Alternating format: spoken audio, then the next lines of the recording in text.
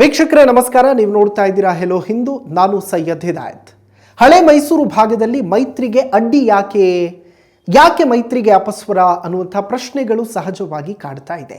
ರಾಜ್ಯದಲ್ಲಿ BJP JDS ಮೈತ್ರಿ ಕಳೆದ ಲೋಕಸಭಾ ಚುನಾವಣೆಯಲ್ಲಿ ದೊಡ್ಡ ಪ್ರಮಾಣದಲ್ಲಿ ಜಾದು ಮಾಡಿತು. ಮೈತ್ರಿ ಪಕ್ಷದ ಎರಡೂ ನಾಯಕರಿಗೂ ಅದರ ಅರಿವಿದೆ. ಯಾವಾಗ ಮೈತ್ರಿ ಅನ್ನುವಂಥ ವಿಚಾರ ಮುನ್ನೆಲೆಗೆ ಬಂತೋ ಜೆಡಿಎಸ್ನ ನಾಯಕರು ಮತ್ತು ಬಿಜೆಪಿ ನಾಯಕರಲ್ಲಿ ಅಸಮಾಧಾನ ಇತ್ತು. ಇನ್ಫ್ಯಾಕ್ಟ್ ಸದಾನಂದ ಗೌಡರು ಓಪನ್ ಆಗಿ ಸ್ಟೇಟ್ಮೆಂಟ್ ಕೊಟ್ಟಿದ್ರು. ನಾವು ಅವರು ಗ್ರೌಂಡ್ನಲ್ಲಿ ವಿರೋಧಿಗಳಂತೆ ಕೆಲಸ ಮಾಡಿದ್ದೀವಿ, ಈಗ ಜೊತೆಯಲ್ಲಿ ಹೋಗಿ ಅಂತಂದರೆ ಹೇಗೆ ಸಾಧ್ಯ ಅನ್ನುವಂಥ ಪ್ರಶ್ನೆಯನ್ನು ಕೂಡ ಮಾಡಿದರು.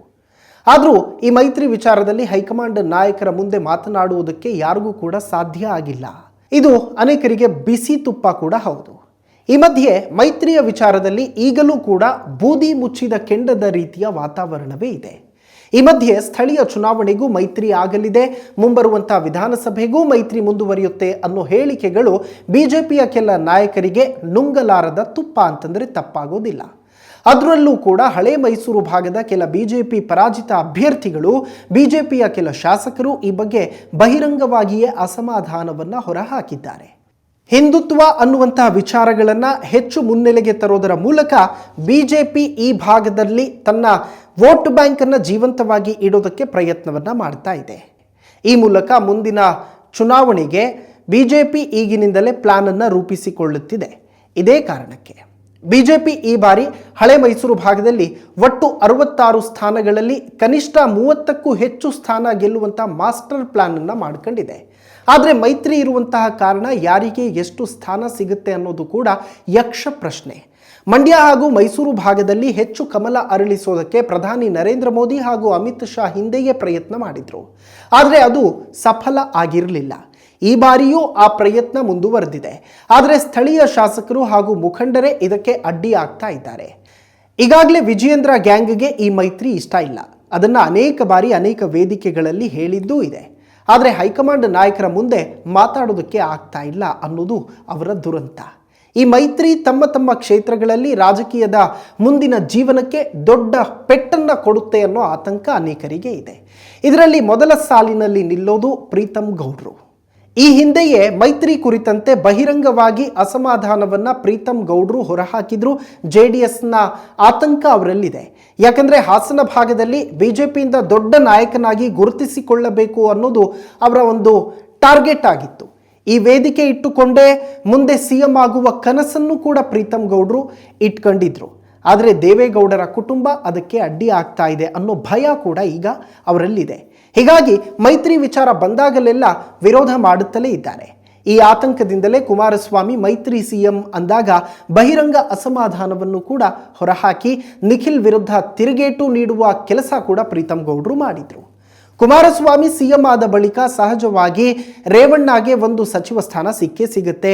ಈ ವೇಳೆ ಜಿಲ್ಲೆಯ ಹಿಡಿತ ಅವರ ಕೈಗೆ ಹೋದರೆ ಎಲ್ಲಿ ತಮ್ಮ ರಾಜಕೀಯ ಜೀವನ ಮುಗಿಸಿ ಬಿಡ್ತಾರೋ ಅನ್ನೋ ಆತಂಕ ಸಹಜವಾಗಿ ಪ್ರೀತಂ ಗೌಡ್ರಲ್ಲಿ ಇದ್ದಂತೆ ಕಾಣಿಸ್ತಾ ಇದೆ. ಹೀಗಾಗಿ ಮೈತ್ರಿಗೆ ಅಡ್ಡಿ ಮಾಡುತ್ತಲೇ ಇದ್ದಾರೆ. ಮೈತ್ರಿ ಕಾರಣಕ್ಕೆ ಬಹಿರಂಗವಾಗಿ ಮಾತನಾಡುವ ಹಾಗೆಯೂ ಕೂಡ ಇಲ್ಲದಂತಹ ಸ್ಥಿತಿ. ಹೀಗಾಗಿ ಹಾಸನದಲ್ಲಿ ತಮಗಿರುವಂತಹ ವರ್ಚಸ್ಸನ್ನು ದೇವೇಗೌಡರ ಕುಟುಂಬ ಅಥವಾ ಕುಮಾರಸ್ವಾಮಿ ಕಡಿಮೆ ಮಾಡಿ ಬಿಡ್ತಾರೆ ಅನ್ನುವಂತಹ ಆತಂಕ ಪ್ರೀತಂ ಗೌಡ್ರಲ್ಲಿ ದಿನೇ ದಿನೇ ಹೆಚ್ಚಾಗ್ತಾ ಇದೆ. ಮತ್ತೊಂದು ಕಡೆ ಇಂಡ್ವಾಳು ಸಚ್ಚಿದಾನಂದ ಅವರದ್ದು ಮತ್ತೊಂದು ಕಥೆ.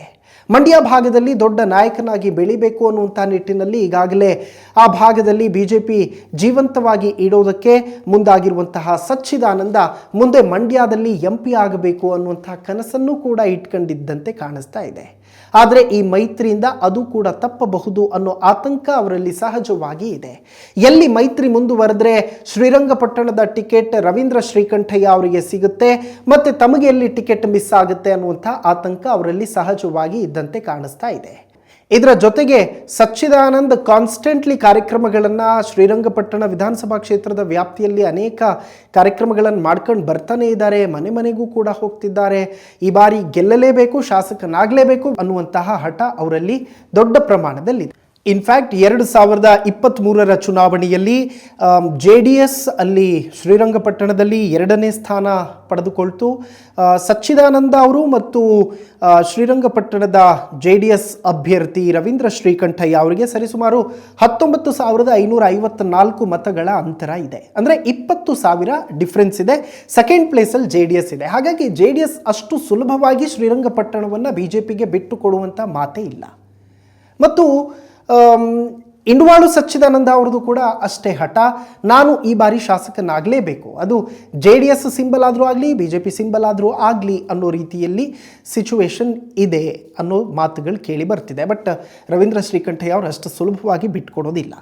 ಮತ್ತೊಂದು ಕಡೆ ಮದ್ದೂರಿನಲ್ಲಿ SP ಸ್ವಾಮಿ ಅವರು ಕೂಡ ತುಂಬ ದೊಡ್ಡ ಪ್ರಮಾಣದಲ್ಲಿ ಎಫರ್ಟನ್ನು ಹಾಕಿ ಕೆಲಸವನ್ನು ಮಾಡ್ತಾ ಇದ್ದಾರೆ. 5-6ನೇ ಸ್ಥಾನದಲ್ಲಿದ್ದಂತಹ BJPಯನ್ನು 3ನೇ ಸ್ಥಾನಕ್ಕೆ ತರುವಂಥ ನಿಟ್ಟಿನಲ್ಲಿ ಮದ್ದೂರಿನಲ್ಲಿ ಅವರ ಪ್ರಯತ್ನ ನಿರಂತರವಾಗಿದೆ.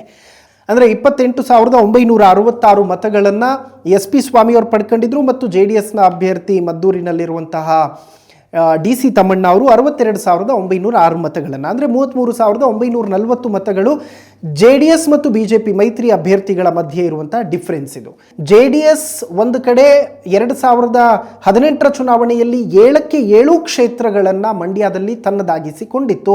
2023ರಲ್ಲೂ ಆ ನಿರೀಕ್ಷೆ ಇತ್ತು, ಆದರೆ ಅದು ಹುಸಿ ಆಯಿತು.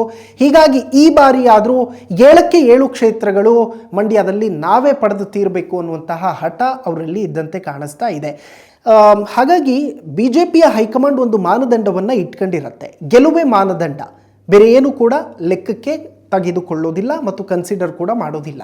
ಹೀಗಾಗಿ ಮಂಡ್ಯದಲ್ಲಿ ಇರುವಂಥ 7ಕ್ಕೆ 7 ಸ್ಥಾನಗಳನ್ನು ತನ್ನದಾಗಿಸಿಕೊಳ್ಳಬೇಕು ಅನ್ನುವಂಥ ನಿಟ್ಟಿನಲ್ಲಿ ಒಂದು ಪ್ರಯತ್ನ JDS ಇದೆ.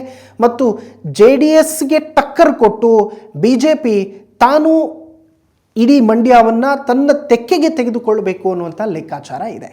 ಆದರೆ ಮಂಡ್ಯದಲ್ಲಿ BJP compare to previous elections ತುಂಬ ದೊಡ್ಡ ಪ್ರಮಾಣದಲ್ಲಿ ಎಫರ್ಟ್ ಹಾಕ್ತಾ ಇದೆ.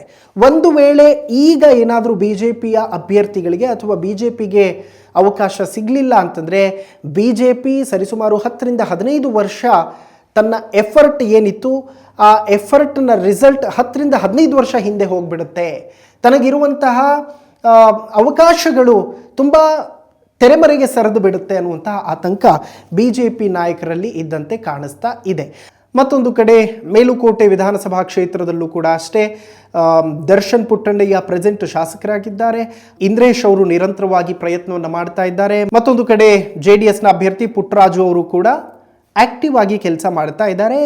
ಮತ್ತು JDS BJP ಮಧ್ಯೆ ಇರುವಂಥ ಡಿಫ್ರೆನ್ಸ್ನ ವೋಟ್ ಮಾರ್ಜಿನನ್ನು ನಾವು ನೋಡೋದಾದರೆ JDS ಆರಾಮಾಗಿ ಅಲ್ಲಿ ಟಿಕೆಟ್ಗಳನ್ನು ಪಡೆದುಕೊಳ್ಳೋದಕ್ಕೆ ಸಾಧ್ಯತೆಗಳು ಹೆಚ್ಚಾಗಿದೆ. ಒಂದು ವೇಳೆ ಕಾಂಪ್ರೋ ಆದರೆ ಯಾವುದಾದ್ರೂ 1-2 ಕ್ಷೇತ್ರಗಳನ್ನು BJPಗೆ ಬಿಟ್ಟು ಕೊಡುವಂಥ ಸಾಧ್ಯತೆಗಳು ಇದೆ ಅಂತ ಹೇಳಲಾಗ್ತಾ ಇದೆ. ಆದರೆ ಅದು ತೀರಾ ಕಡಿಮೆನೆ.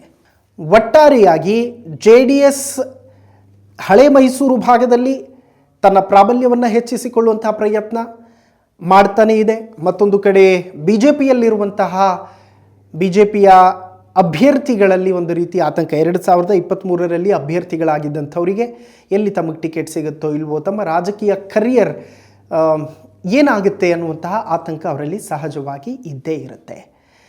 ಒಂದು ಕಡೆ JDS ತನ್ನ ತೆಕ್ಕೆಗೆ ತೆಗೆದುಕೊಳ್ಳುವಂಥ ಪ್ರಯತ್ನ ಮಾಡ್ತಾ ಇದೆ, ಮತ್ತೊಂದು ಕಡೆ BJP ಅಭ್ಯರ್ಥಿಗಳು ತಮ್ಮ ತೆಕ್ಕೆಗೆ ತೆಗೆದುಕೊಳ್ಳುವಂಥ ಪ್ರಯತ್ನವನ್ನು ನಾವು ಮಾಡಲೇಬೇಕು ಅಂತ ಟೊಂಕ ಕಟ್ಟಿ ನಿಂತಿದ್ದಾರೆ. ಈ ಜಿದ್ದಾಜಿದ್ದಿನ ಕಣದಲ್ಲಿ ಯಾರು ಟಿಕೆಟ್ ಪಡೆದು ಗೆಲುವನ್ನು ಸಾಧಿಸ್ತಾರೆ ಅನ್ನೋದಕ್ಕೆ ಕಾಲವೇ ಉತ್ತರ ಕೊಡುತ್ತೆ. ನಿಮ್ಮ ಪ್ರಕಾರ ಮಂಡ್ಯದ ಯಾವ ಕ್ಷೇತ್ರಗಳಲ್ಲಿ ಯಾರು ಅಭ್ಯರ್ಥಿ ಆದರೆ ಉತ್ತಮ, ಅಂದರೆ ಮೈತ್ರಿ ಅಭ್ಯರ್ಥಿ ಯಾರಾದರೆ ಉತ್ತಮ, ಹಾಸನದಲ್ಲಿ ಯಾರು ಮೈತ್ರಿ ಅಭ್ಯರ್ಥಿ, ಹಾಸನ ಜಿಲ್ಲೆಯಲ್ಲಿ ಯಾವ ಕ್ಷೇತ್ರಕ್ಕೆ ಯಾರು ಅಭ್ಯರ್ಥಿ ಆದರೆ ಉತ್ತಮ ಅನ್ನುವಂಥದ್ದನ್ನು ಕಾಮೆಂಟ್ ಮಾಡೋದರ ಮೂಲಕ ತಿಳಿಸಿ. ನೋಡ್ತಾ ಇರಿ ಹೆಲೋ ಹಿಂದೂ. ನಾನು ಸೈಯದ್ ಹಿದಾಯತ್. ನಮಸ್ಕಾರ.